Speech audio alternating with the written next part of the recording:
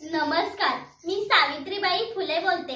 ज्ञान नाही, विद्या नाही, ती घेण्याची गोडी नाही। बुद्धी असून चालत नाही, तयास मानव म्हणावे का?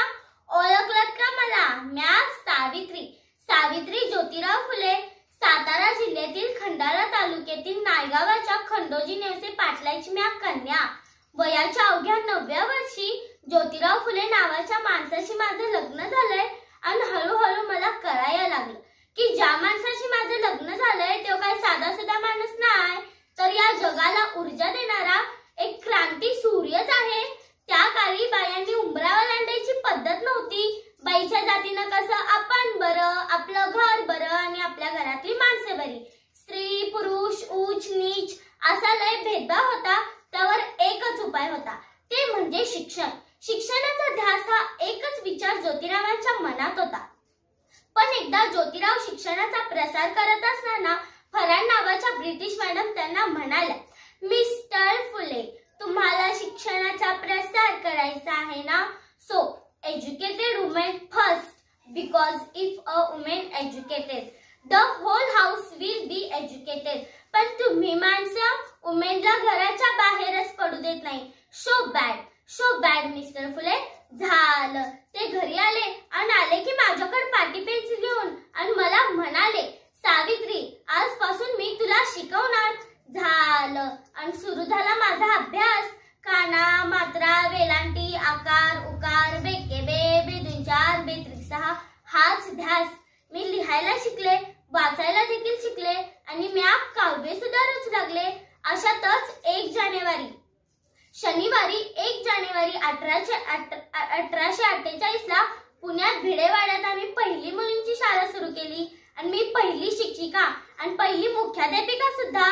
शेळफाट्यासारखं जगलात तर काम तमाम होईल। अहो, शेळफाट्यासारखं जगलात तर काम तमाम होईल, पण वाघासारखं जगलात तर नाव होईल। पण समाजाचं मात्र धर्म बुडाला म्हणून कोल्हेकुई सुरू होती। अहो, एखाद्या सर्वसामान्य माणसानं शिक्षण घेतलं तर धर्म बुडतो होय? इतका तकलादू असू शकतो का धर्म? अहो, माणसासाठी धर्म असतो की धर्मासाठी माणूस? शाळेत जाताना चिखल फेकलं, मी सहन केलं। शेणही फेकलं, तरीही मी सहन केलं। आता माझ्या सहनशीलतेचा अंत झाला होता आणि एकदा अचानक एक माणूस माझ्या समोर येऊन म्हणतो कसा, ए डवळे, कुठं निघालीस? आधी आमच्या पोरीबाळींना शिकवणं बंद कर। अगं, तुला तुझी अब्रू प्यारी आहे की तुझे हे शिक्षण? कदाचित त्याला माहित नसावं की आम्ही सुद्धा ज्योतिराव पहिलवानांच्या पत्नी होते।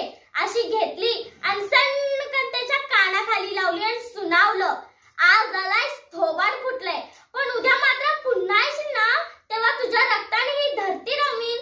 स्त्री कोणत्याही जातीची वा धर्माची असो, ती नेहमीच अत्याचाराला बळी पडत आलेली आहे। एखाद्या स्त्रीचा नवरा वारला तर तिने सती जायचं? आपला नवरा वारला तर तिचा काय दोष असतो? म्हणूनच आम्ही एक काम केलं। इंग्रज सरकारनं सतीबंदी प्रकर्षण सुरू केलं, सतीबंदी सुद्धा सुरू केली। त्यानंतर विधवा महिला काशीबाई हिच्या मुलाला म्हणजेच यशवंताला दत्तक घेतलं, त्याला वाढवलं, मोठं केलं, डॉक्टरही बनवलं। अशातच पुण्यात प्लेगची साथ पसरली होती। लोक काखेत गाठ घेऊन धडाधडा मरू लागली होती। तेव्हा मी यशवंताला सांगितलं, यशवंता, आपल्याला हॉस्पिटल उभारायचंय। यशवंताने हॉस्पिटलही उभारलं।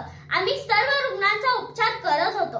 पण प्लेग हा संसर्गजन्य रोग आहे, तो कधी ना कधी मलाही होणार होता। पण मुळीच आम्ही जगलोय समाजासाठीच ना, तर समाजासाठी स्मरण पत्करावं लागलं तर मरणा, तुझे स्वागत आहे।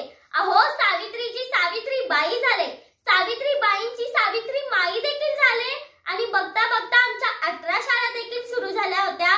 पण आनंद होता तो आया बायांना शिकवण्याचा।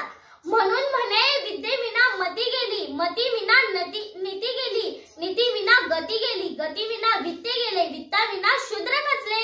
इतके अनंत एका अविद्येने केले। म्हणूनच म्हणते, मुलींना वाचवा, मुलींना शिकवा आणि या देशाची साक्षरता वाढवा। मुलींना वाचवा, मुलींना शिकवा आणि या देशाची साक्षरता वाढवा।